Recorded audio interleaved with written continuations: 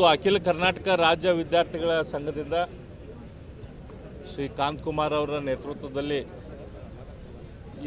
Freedom ಪಾರ್ಕ್ನಲ್ಲಿ ಒಂದು ದೊಡ್ಡ ಹೋರಾಟ ನಡೆದೈತೆ. ಇದು ಇವತ್ತಿನ ಹೋರಾಟ ಅಲ್ಲ, ಸುಮಾರು ಒಂದು ವರ್ಷದಿಂದ ಇಡೀ ರಾಜ್ಯಾದ್ಯಂತ ವಿದ್ಯಾರ್ಥಿಗಳು ಆಕ್ರೋಶದ ಭರಿತರಾಗಿ ರಸ್ತೆ ಮೇಲೆ ಬರ್ತಾ ಇದ್ದಾರೆ. ಇಂದು ಧಾರವಾಡದಲ್ಲಿ ದೊಡ್ಡ ಪ್ರಮಾಣದ ಸುಮಾರು ಒಂದು 25-30 ಸಾವಿರ ಜನ ಜನಜಿಗಳು ರಸ್ತೆ ಮೇಲೆ ಬಂದಿದ್ದರು. ಬಿಜಾಪುರದಲ್ಲಿ ಬಂದಿದ್ದರು. ಇವತ್ತು ಬೆಂಗಳೂರಲ್ಲಿ ಫ್ರೀಡಮ್ ಪಾರ್ಕ್ದಲ್ಲಿ ಬಂದಿದ್ದಾರೆ. ಇದು ಯಾಕಂತಂದ್ರೆ ಈ ಭ್ರಷ್ಟ ಕಾಂಗ್ರೆಸ್ ಸರ್ಕಾರ ರಾಜ್ಯದಲ್ಲಿ ಅಧಿಕಾರ ಬಂದ ಮೇಲೆ ಇವರಿಗೆ ಭ್ರಷ್ಟಾಚಾರ ಮಾಡೋದು ಬಿಟ್ಟು ಅಧಿಕಾರದ ಬಗ್ಗೆ ಯಾವುದೇ ರೀತಿಯ ಗಮನ ಇಲ್ಲ. ಲಕ್ಷಾಂತರ ಸರ್ಕಾರಿ ಪೋಸ್ಟ್ಗಳಲ್ಲಿ ವೇಕೆನ್ಸಿ ಇದ್ದರೂ ಕೂಡ ಇವತ್ತು ಶಿಕ್ಷಕರಿರ್ಬೋದು, ದೈಹಿಕ ಶಿಕ್ಷಕರಿರ್ಬೋದು, ಹೆಲ್ತ್ ಡಿಪಾರ್ಟ್ಮೆಂಟ್ ಇರ್ಬೋದು, ಟೀಚರ್ಸ್ ಇರ್ಬೋದು, ಪೊಲೀಸ್ ಇರ್ಬೋದು, ರೆಗ್ಯುಲರ್ ನಮ್ಮ ರೆವಿನ್ಯೂ ಡಿಪಾರ್ಟ್ಮೆಂಟ್ ಇರ್ಬೋದು, RTO ಇರ್ಬೋದು, ಎಲ್ಲ ಡಿಪಾರ್ಟ್ಮೆಂಟ್ಗಳಲ್ಲಿ ಕೂಡ ಸಾವಿರಾರು ಹುದ್ದೆಗಳು ಖಾಲಿ ಇದ್ದರೂ ಕೂಡ ಇವರಿಗೆ ಯಾವುದೇ ರೀತಿಯ ವಿದ್ಯಾರ್ಥಿಗಳ ಬಗ್ಗೆ ಕಾಳಜಿ ಇಲ್ಲ, ಕರುಣೆ ಇಲ್ಲ. ಇವತ್ತು ಈ ವಿದ್ಯಾರ್ಥಿಗಳು ದುಃಖದಿಂದ, ನೋವಿನಿಂದ, ಸಿಟ್ಟಿನಿಂದ, ಆಕ್ರೋಶದಿಂದ ಇವತ್ತಿಲ್ಲಿ ಹೋರಾಟಕ್ಕೆ ಕುಂತಿದ್ದಾರೆ. ಹಾಗಾಗಿ ಅವರ ಈ ಹೋರಾಟಕ್ಕೆ ಬೆಂಬಲ ಸೂಚಿಸೋಕ್ಕೆ ಮತ್ತು ಅವರ ಜೊತೆ ನಾವಿದ್ದೇವೆ ಅಂತ ಹೇಳಲಿಕ್ಕೆ ಮತ್ತು ಅವರಿಂದ ಹೆಚ್ಚಿನ ವಿಷಯಗಳ ವಿದ್ಯಾರ್ಥಿಗಳ ಹೆಚ್ಚಿನ ವಿಷಯಗಳನ್ನು ತಿಳ್ಕೊಂಡು ಅದನ್ನು ಸದನದ ಒಳಗೆ ಮತ್ತು ಸದನದ ಹೊರಗೆ ಹೋರಾಟ ರೂಪದಲ್ಲಿ ಮುಂದುವರ್ಸೋಕ್ಕೆ ನಾನು, ನಮ್ಮ ಮಿತ್ರರು, ABVPಯ ಧುರೀಣರು, ಅದರ ಮೂಲಕ ವಿದ್ಯಾರ್ಥಿ ಸಂಘಟನೆ ಮೂಲಕ ರಾಜಕಾರಣಕ್ಕೆ ಬಂದಂಥ ಶ್ರೀ MLC ಆದ ಶ್ರೀ ರವಿಕುಮಾರ್ ಅವರು, ಅದೇ ರೀತಿ ಭಾಸ್ಕರ್ ಅವರು, ನಾವೆಲ್ಲರೂ ಇಲ್ಲಿ ಬಂದಿದ್ದೇವೆ.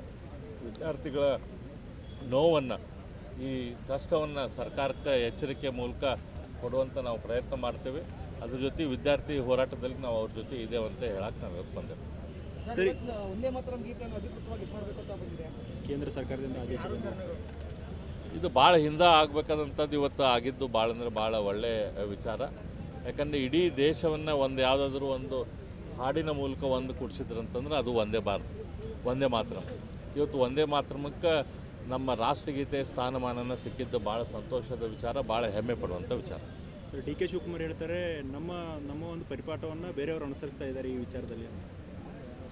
ನೋಡ್ರಿ, ಅವರು ಕೂಡ ಒಂದೇ ಮಾತರಂ, ಅವರು ಕೂಡ ನಮಸ್ತೆ ಸದಾವತ್ಸಲೆ ಹಾಡಾತಿದ್ರೆ ಅವ್ರಿಗೂ ಕೂಡ ನಾವು ಸ್ವಾಗತ ಮಾಡ್ತೇವೆ. ಅವರೇನು ನಮ್ಮನ್ನ ಬಿಟ್ಟು ಹೊರಗಿಲ್ಲ ಅಂತ ನಾವು ತಿಳ್ಕೊತೇವೆ. ಸರ್, ಏನು ಸರ್ ಕುರ್ಚಿ ಕದನ ಯಾವಾಗ ಸರ್ ಏನು ನಡೀತಾನೆ ಇದೆ, ವಿದ್ಯಾರ್ಥಿಗಳು ಹೋರಾಟ ಮಾಡ್ತಾ ಇದ್ದಾರೆ ಸರ್, ಏನು ಸರ್ಕಾರ ಏನು ಮಾಡ್ತಾ ಇದೆ ಸರ್? ನೋಡ್ರಿ, ಈ ಹೋರಾಟದ ಹಿಂದಿನ ಗುಟ್ಟನ್ನು ನೀವು ತಿಳ್ಕೊಳ್ಳೋವಂಥ ಅವಶ್ಯಕತೆ ಇದೆ. ಈ ಕುರ್ಚಿ ಕದನ ಯಾಕೆ ಹೈಕಮಾಂಡ್ ಚಾಲೂ ಇಟ್ಟಿತ್ತಂತಂದ್ರೆ, ಒಂದು ಕಡೆ ಸಿದ್ದರಾಮಯ್ಯ ಹೈಕಮಾಂಡಿಗೆ ಒಯ್ದು ದುಡ್ಡು ಕೊಡ್ತಿದ್ದಾರೆ, ಇನ್ನೊಂದು ಕಡೆ DK ಶಿವಕುಮಾರ್ ಒಯ್ದು ದುಡ್ಡು ಕೊಡ್ತಿದ್ದಾರೆ. ಈ ಕುರ್ಚಿ ಕದನ ನಿಂತಂದ್ರೆ ಇಬ್ಬರು ಕೂಡ ದುಡ್ಡು ಕೊಡುವಂಥ ಪ್ರಮಾಣ ಕಡಿಮೆ ಮಾಡ್ತಾರೆ. ಹಾಗಾಗಿ ಕುರ್ಚಿ ಕದನ ಚಾಲೂ ಇಟ್ಟು ಇಬ್ಬರ ಕಡೆನೂ ಕಾಂಪಿಟೇಷನ್ ಕ್ರಿಯೇಟ್ ಮಾಡಿ ಇಬ್ಬರ ಕಡೆನೂ ಹೆಚ್ಚಿನ ಪ್ರಮಾಣ ದುಡ್ಡನ್ನು ಹೊಡೆಯುವಂಥ ಕೆಲಸ ಕಾಂಗ್ರೆಸ್ ಹೈಕಮಾಂಡ್ ಇವತ್ತು ಮಾಡಾಕತ್ತೆ. ಸರ್, ಪ್ರಮುಖವಾಗಿ KPSC ಬಲಹೀನವಾಗಿದೆ, ವಿದ್ಯಾರ್ಥಿಗಳಲ್ಲಿ ಅದ್ರ ಬಗ್ಗೆ ಆಕ್ರೋಶ ಇದೆ ಸರ್. ಯಾವ ರೀತಿ ನೀವು ಅದನ್ನು ಹೋರಾಟ ಮಾಡ್ತೀರಿ ಸರ್?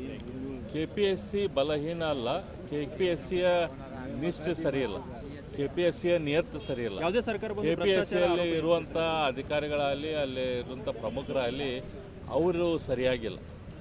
ಹಾಗಾಗಿ ಅಲ್ಲಿ ವ್ಯವಸ್ಥೆ ಅನ್ನೋದು ಸಂಪೂರ್ಣವಾಗಿ ಕೆಟ್ಟು ಹೋಗೈತಿ.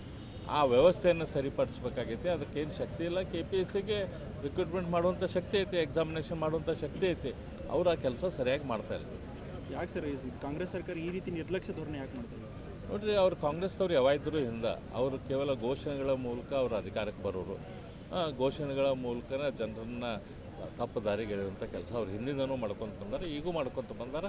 ಅದು ಅವರ ರಾಜಕೀಯ ಲಕ್ಷಣ. ಅವರಿದ್ದಾಗ ಯಾವಾಗ ಡೆವಲಪ್ಮೆಂಟ್ ಆಗ್ತೈತಿ, ಅವ್ರು ಇದ್ದಾಗ ಯಾವಾಗ ದೇಶದ ಅಭಿವೃದ್ಧಿ, ರಾಜ್ಯದ ಅಭಿವೃದ್ಧಿ ಆಗ್ತೈತಿ.